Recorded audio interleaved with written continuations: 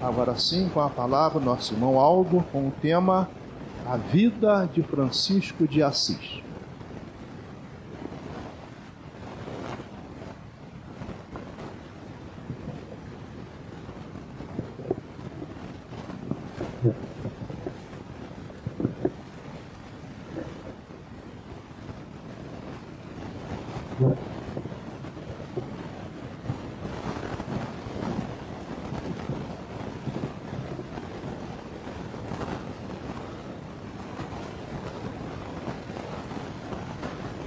Meus irmãos, muito boa noite.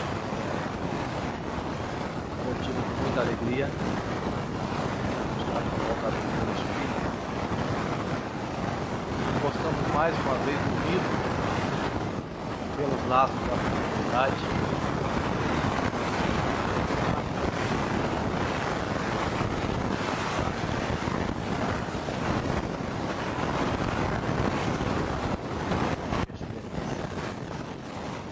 Graças à qual encontraremos um dia aquela estreita porta da restauração futura. A felicidade indefinida, indefinível para as nossas almas humildes. O tema, como os senhores podem observar, de acordo com o vídeo que está passando, acho que ainda está passando, né?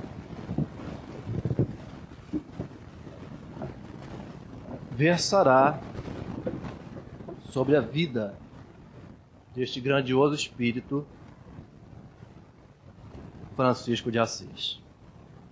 Muitos podem pensar que foi uma ideia provinda da escolha do novo Papa, né, que muito inteligentemente, certamente inspirado pelo plano espiritual, resolveu homenagear também este espírito. Mas a homenagem, eu sou o primeiro a homenageá-lo, porque desde dezembro e nós estamos fazendo esse ciclo de palestras, né, nas casas espíritas a respeito da vida de Francisco de Assis.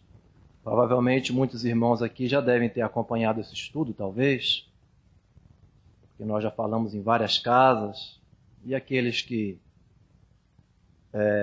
tiverem a oportunidade de acompanhar pela segunda vez, considerem como uma expiação.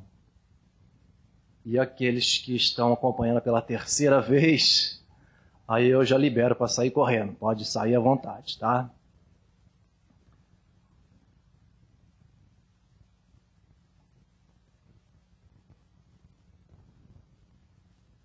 O calendário marcava 26 de setembro de 1182. O dia amanhecera mostrando límpido céu azul, e o sol concedia seus raios em diáfana claridade.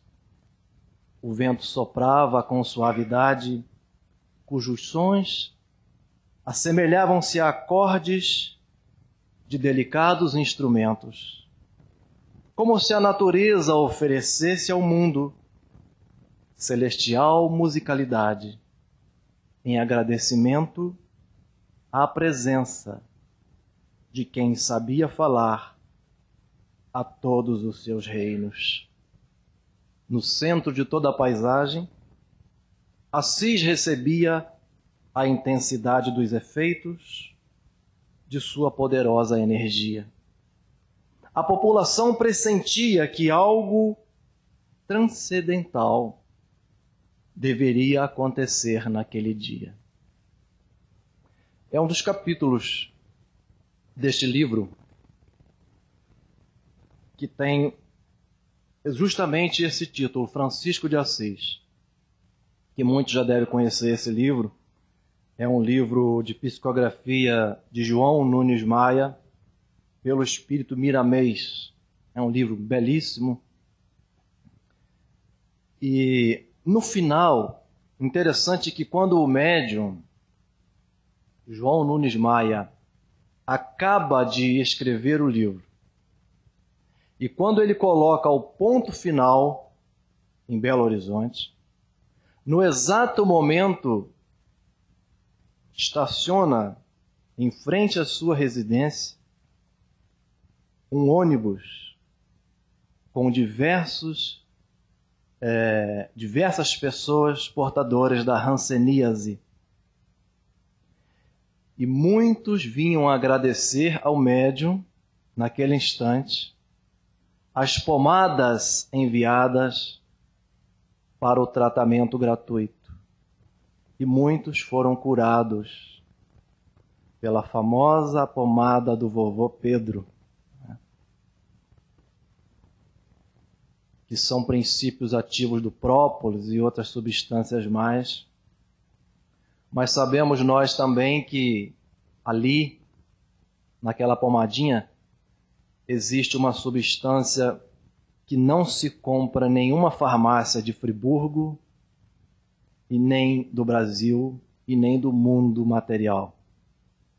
É o remédio que vem do plano espiritual, que está sendo colocado neste exato momento nas nossas águas que se encontram naquele móvel lá atrás. Ele abandonou a vida burguesa para dedicar-se aos pobres, aos doentes, aos excluídos de sua época. E mostrou que o amor fraterno deveria estar presente em cada ato do cotidiano. Ele poderia ter sido João. Foi este o nome que ganhou de sua mãe, logo que nasceu. O pai, um rico comerciante e viajante, ao chegar de viagem, não gostou do nome escolhido pela mãe e batizou-o de Francesco, francês, em homenagem ao país de onde vinham os tecidos que ele comercializava. Ele poderia ter sido um próspero comerciante, herdando a profissão do pai, ou ainda ter combatido em muitas guerras, tornando-se um cavaleiro famoso, guerras tão comuns em sua época na Europa medieval. Mas ele não foi nada disso. Ele foi simplesmente Francisco e optou pela pobreza, pelo pacifismo e pela caridade. Em cada rosto encontrava o semblante do próprio Cristo, e em cada manifestação da natureza enxergava o carinho de Deus. Naquela noite, o céu se apresentava mais lindo e profundamente encantador. Francisco, poeta e místico por natureza, agradeceu ao Criador pela misericórdia de ter colocado tantas lâmpadas a iluminar o infinito, de perfumar o ambiente da terra por intermédio das flores, de fazer circular o ar por toda a terra como garantia da vida, a sós e em êxtase, Ele agradecia ao Criador por tudo que existia no mundo. Não se sabe quanto tempo ele permaneceu naquela postura de gratidão, mas ao sair dali, alta madrugada, dir-se-ia que as árvores e o vento manifestavam seu quinhão de agradecimento pela existência daquele homenzinho desfigurado aos olhos dos poderosos da terra. Francisco, pelo prazer proporcionado pela prece ao alto, e recusando a pousada onde ressonavam os discípulos, encostou-se do lado de fora, reclinando a cabeça sobre uma pedra, falando consigo mesmo: a natureza é a melhor casa. Não é nela que moram as árvores, minhas irmãs? Não é nela que vivem as aves no céu? Onde vivem todos os animais? Onde todos os seres acham acolhida? Porque eu, mísero pecador, não posso lhe fazer companhia. Afirma o teólogo Leonardo Boff que Francisco de Assis inaugura, no alvor do mundo burguês, a lógica calorosa do coração. Teria ele sido o espírito que mais se aproxima na imitação de Jesus na face da terra. Teria ele sido a personificação do Cristo, trazendo todas as virtudes, não como dádiva de Deus, mas por um longo período trabalhado em reencarnações passadas. Este caminho que está destinado a todos nós. Dizem os estudiosos que a mesma personalidade espiritual de Francisco de Assis teria sido, em épocas passadas, o mesmo espírito de João, o evangelista. E ainda recuando no tempo, e este apontamento também é de Chico Xavier, e ainda recuando um pouco mais em remotas eras, ele teria sido o mesmo espírito do profeta Daniel. E vejam que interessante. Francisco de Assis é considerado o padroeiro dos animais. Devido à sua sensibilidade, o seu magnetismo próprio, para entrar em contato com esses seres, como se estivesse falando a irmãos muito queridos. E a impressão que dava é que eles ouviam, que entendiam. E o mesmo acontece com João Evangelista, exilado na ilha de Patmos. Dizem os próprios soldados que tomavam conta de João, que ele, não tendo para quem pregar, para falar da vida de Jesus, ele subia num rochedo, na beirada da praia, e começava a falar de Jesus, dos seus ensinamentos, E os soldados contam que o cardume de peixe se aproximava e colocavam as cabecinhas para fora da água, como se estivessem ouvindo.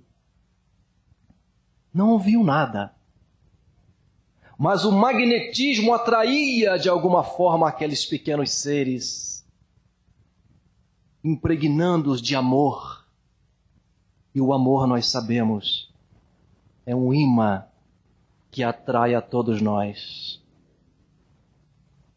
E o profeta Daniel, quando é colocado dentro de uma cova para ser sacrificado pelos leões, os leões se tornam gatinhos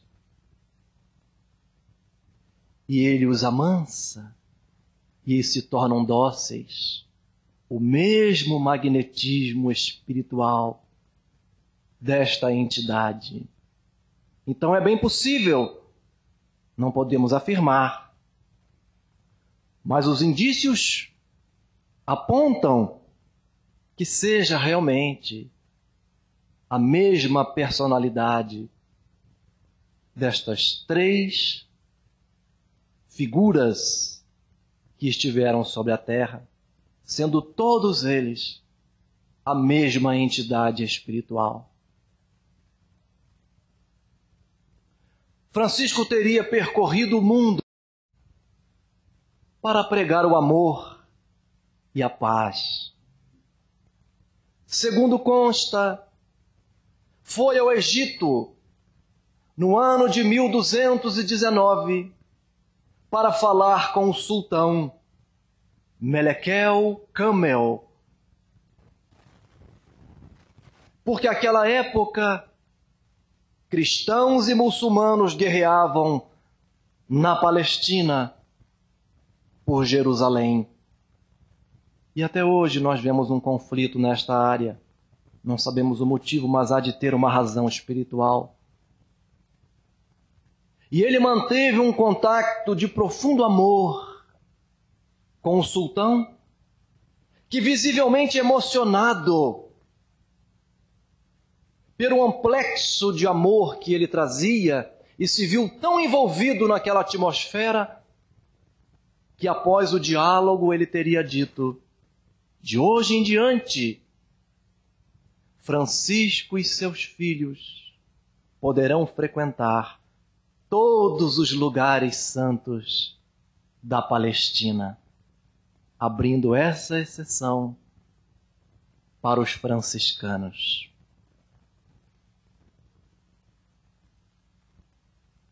Chico Xavier teve a ocasião de declarar que, certa vez, psicografando uma mensagem em Assis, junto com Pietro Baldi, que foi a reencarnação de um dos discípulos de Francisco de Assis, à época, Frei Leão, Chico declara que naquele momento, após a psicografia, ele se viu envolvido por um amor que jamais sentira em toda a vida. Começa a chorar copiosamente e percebe se aproximar na sala o vulto luminoso de Francisco de Assis. E ele conta que depois daquele contato com o perispírito desta entidade espiritual, ele passa a sentir aquelas emoções durante meses. Durante 3 meses, ele sente a influência do magnetismo espiritual. Tamanha era a força moral e espiritual deste santo. Sabemos nós que não temos o hábito de adorar e venerar santos, mas a relação que a doutrina tem com os santos é muito bela e é rica, Porque Allan Kardec questiona na questão 504 de O Livro dos Espíritos como podemos saber o nome do nosso guia espiritual. E as entidades amigas falam assim: dai-lhes o nome que quiserdes. Como quereis saber nome para vós inexistentes? Mas como invocá-lo? Pergunta Kardec, se não sabemos o nome. Dai-lhes um nome de uma entidade que vos cause simpatia ou veneração. O vosso espírito protetor atenderá a este pedido com o nome, qualquer nome. E aí nós podemos imaginar quando os católicos, por exemplo, oram diante de uma imagem, de um terço, de uma vela, é plenamente louvável. Porque é um ponto que eles utilizam para sustentar a fé. Nós sabemos que isso não é mais preciso. Mas se for necessário, que seja usado. Não é pecado nenhum. Muito pelo contrário. Porque este irmão, este espírito, o anjo espiritual, o anjo da guarda, o guia, ou o nome que venhamos a dar, ele atenderá ao nosso pedido, seja com qual nome for. Aos poucos, ele retirou-se dos meios sociais, das festas, das algazarras noturnas, com os amigos, da bebedeira, dos negócios do pai. E já se falava a boca miúda que o moço já não batia bem das ideias, porque passara a viver com os pobres, com os doentes, com os leprosos. Aos amigos ele afirmara que havia encontrado uma linda dama. Ah, então está explicado. Porque quando o homem encontra uma linda dama, tudo muda. E ele dizia: eu estou apaixonado, enamorado por ela, e tenho dor de amor. Quem é essa linda dama? Perguntam os amigos. Ela é a dama mais odiada de Assis. E também a mais bela. Eu estou apaixonado pela senhora Pobreza. Pela dama Pobreza. Quando ele nasceu, a Europa passava por profundas mudanças. Principalmente no que se dizia a mudança de poder. Porque os senhores feudais passariam a dar lugar agora aos emergentes burgueses. E ele era um burguês antes da sua transformação. E engajou-se em diversas batalhas em favor dos burgueses. E certa vez, a caminho de mais uma batalha, de Assis contra Perúdia, ele escuta uma voz. Era a mediunidade. Francisco, o que é mais importante? Servir ao rei ou ao súdito? E ele responde mentalmente: servir ao rei. E a voz então lhe diz: por que então insistes em servir ao súdito? Retorne. A sua missão não é essa. E ele abandona a batalha, coisa que causou para o pai muito dissabor. Mas ele abandona e retorna pela estrada e encontra um cavaleiro em farrapos. Ele retira a sua armadura, ricamente ornamentada, e a sua capa, e entrega àquele homem. Mas a sua real modificação interior foi quando ele venceu o medo. Foi quando ele venceu o pavor. o pavor que tinha pela doença, pela lepra, pelos leprosos. Ele, caminhando pelo campo, escuta a sineta.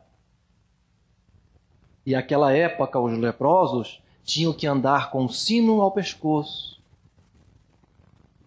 para dar tempo a quem estivesse por perto de fugir, de se refugiar, evitando o contato.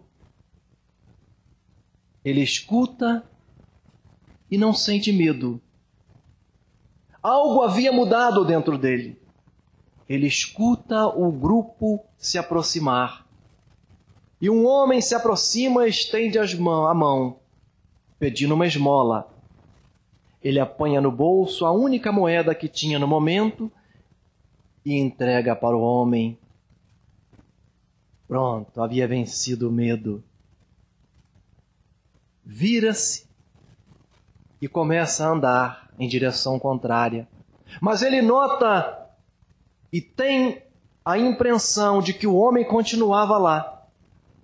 Ele olha novamente e o homem estava no mesmo local, com a mão estendida. Ele pedia algo mais. Ele entende. Vai em direção ao homem, abraça-o com todo o amor, lhe dá um beijo na face. Havia vencido totalmente o medo da doença, do contágio, da aproximação. Naquele momento ele passa a sentir e a entender o ensinamento de Jesus. Ame ao próximo como a ti mesmo. Passa a vivenciar o Evangelho na prática, em toda a sua essência. Estava com 23 anos de idade. A eles junta-se Clara, moça rica de Assis. Numa noite de março de 1212, Clara de Fivarone abandona a família em Assis e vai para Porciúncula, reduto dos franciscanos, juntar-se aos missionários.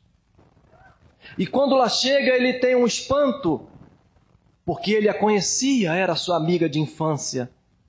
Clara, o que fazes aqui? Eu vim para ficar, mas muitos poderão não te compreender. Eu não quero ser compreendida. Eu quero compreender a vida. Clara, muitos poderão não te amar com esta atitude. Eu não quero ser amada. Eu quero amar. Então ele aceita a primeira componente feminino no grupo, fundando a Ordem das Irmãs Clarissas. Santa Clara, conhecida na Igreja Católica, a padroeira da televisão. E por quê? Se à época não existia televisão? Pela mediunidade. Fenômeno físico que eles eram portadores, tanto Francisco como Clara. Diversos fenômenos de ordem física aconteceram com os dois. Mas um deles é impressionante, porque quando da sua desencarnação, a de Francisco de Assis, eles estavam em locais totalmente separados pela distância material, mas sempre unidos pelo coração.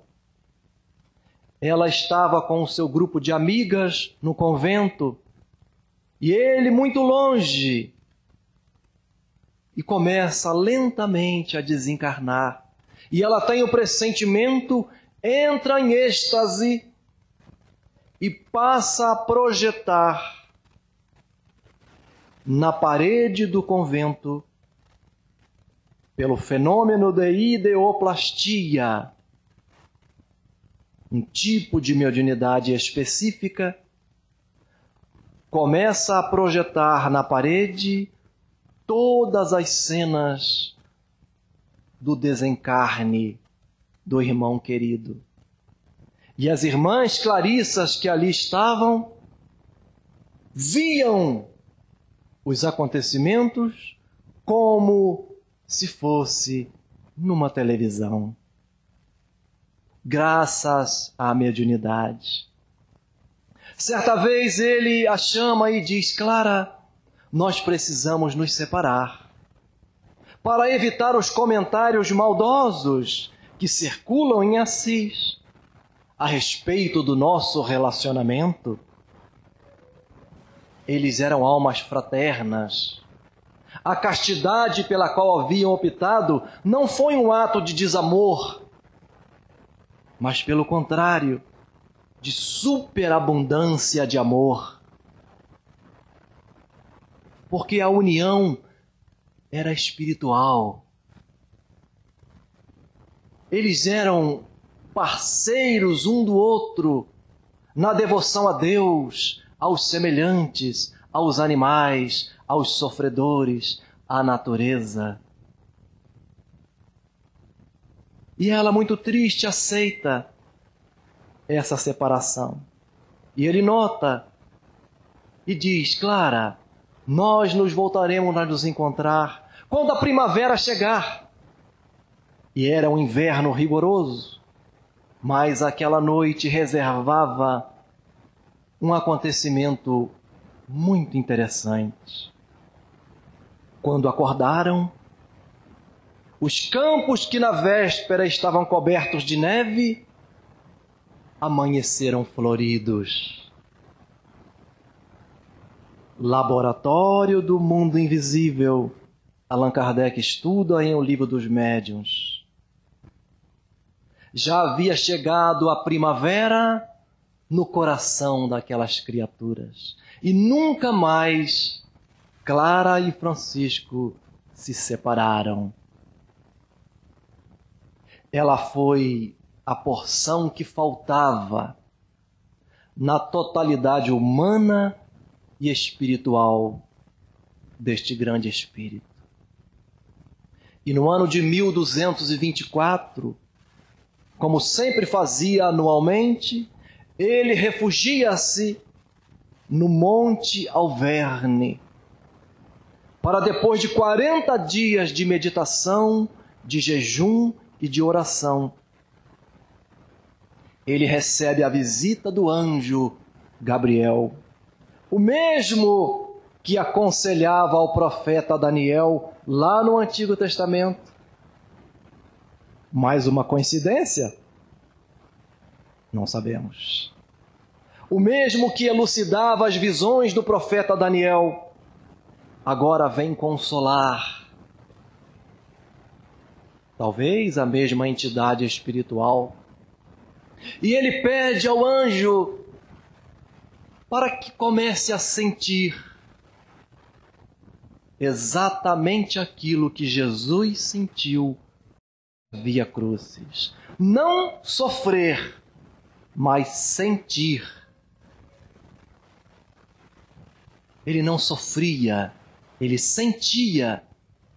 E então, a partir daquele dia, feridas começam a aparecer nas suas mãos, no pescoço, nos pés e nas costas. Eram os estigmas do Cristo que ele levou até a sua desencarnação. E lentamente ele começa a morrer e a sonhar. E certa vez sonhou, e uma voz lhe teria perguntado: Francisco, se eu transformasse todas as águas do mundo em bálsamos, todas as pedras em ouro e prata, você se alegraria? Ele responde: sim, eu me alegraria, mas porque vem de ti, Senhor. Só por isso. E se eu lhe dissesse, Francisco, que a partir de agora você já está no reino de Deus. E quando acordou, ele pede a um frade amigo que anote algumas palavras. E foi neste momento que surgiu o cântico das criaturas, com o qual nós encerraremos os nossos trabalhos. Altíssimo e onipotente bom Senhor, só a ti cabem honras e louvor. Louvado sejas, meu Senhor, com todas as tuas criaturas, especialmente o nosso irmão Sol. Ele é belo, radioso, com todo o esplendor de ti. Louvado sejas, meu Senhor, pela nossa irmã Lua e pelas estrelas que no céu criaste-as, claras, preciosas e belas. Louvado sejas, meu Senhor, pela nuvem, pela chuva, pelo sereno, pelo vento e pelo tempo, pelo qual das tuas criaturas o sustento. Louvado sejas, meu Senhor, pela nossa irmã água. Ela nos é muito útil, pura, generosa e casta. Louvado sejas pelo nosso irmão fogo, pelo qual iluminas a noite. Ele é belo, robusto e forte. Louvado sejas, meu Senhor, pela nossa irmã morte corporal, da qual nenhum vivente pode escapar.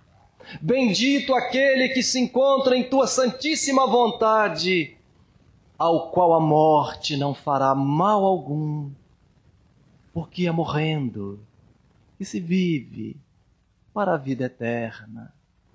Louvai e bendizei o meu Senhor.